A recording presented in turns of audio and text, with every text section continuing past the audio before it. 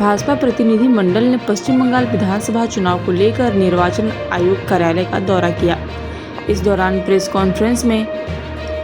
केंद्रीय सामाजिक न्याय एवं अधिकारिता मंत्री डॉक्टर वीरेंद्र कुमार ने कहा कि बंगाल चुनाव का जो पुराना इतिहास है वो बताता है कि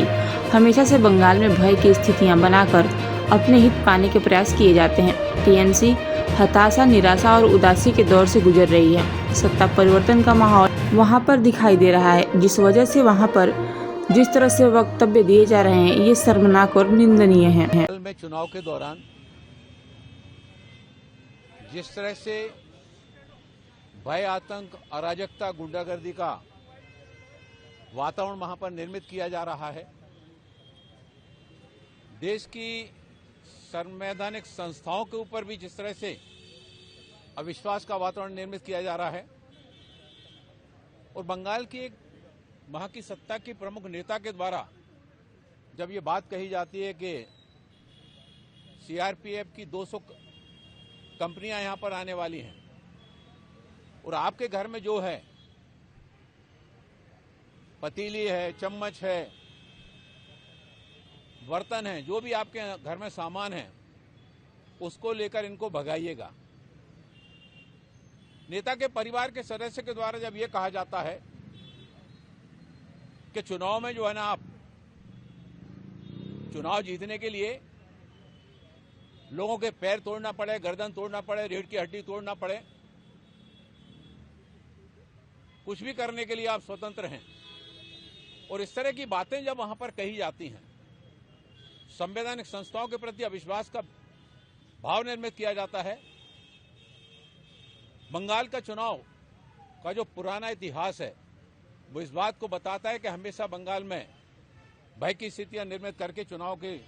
वैतरणी पार करने के मार्ग बनाने की दिशा में कदम आगे बढ़ाए जाते हैं। लेकिन इस बार बंगाल में जिस तरह से वहां पर स्थापित सत्ता के खिलाफ वातावरण निर्मित हुआ है, वहां की सरकार के प्रति जनता का मोह भंग हो गया है और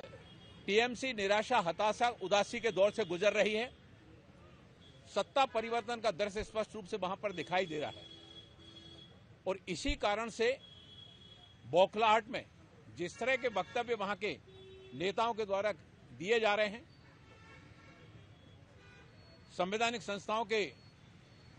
अधिकारियों को, सीआरपीएफ के जवानों को जिस तरह से उनका मनोबल तोड़ने वाली बात कही जा रही है, ये अपने आप में बहुत शर्मनाक है और निंदनीय है। और इसी बात को लेकर निर्वाचन आयोग के समक्ष बंगाल में निष्पक्ष तरीके से चुनाव कराए जाएं, वहां पर लोगों को बगैर भय के आसानी के साथ में अपनी बात करने का अवसर वहां पर मिलना चाहिए।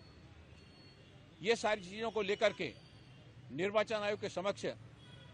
हम लोग अपने एक प्रतिनिधि मंडल के साथ में वहां पर ये ज्ञापन देने के लिए गए थे और उनसे ये अनुरोध करके आए हैं कि इस बार का बंगाल का चुनाव बंगाल की जनता जो चाहती है,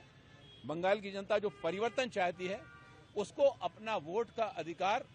निष्पक्ष रूप से, स्वतंत्र रूप से, बगैर भय के वोट डालने का उसको अधिकार मिलना चाहिए। और निर्वाचन आयोग ने इस बात के लिए आश्वस्त भी किया है कि चुनाव पूरी तरह से निष्पक्ष तरीके से कराए जाएंगे और किसी भी तरह की गुंडागर्दी और भय का वातावरण वहां पर निर्मित नहीं होने दिया जाएगा।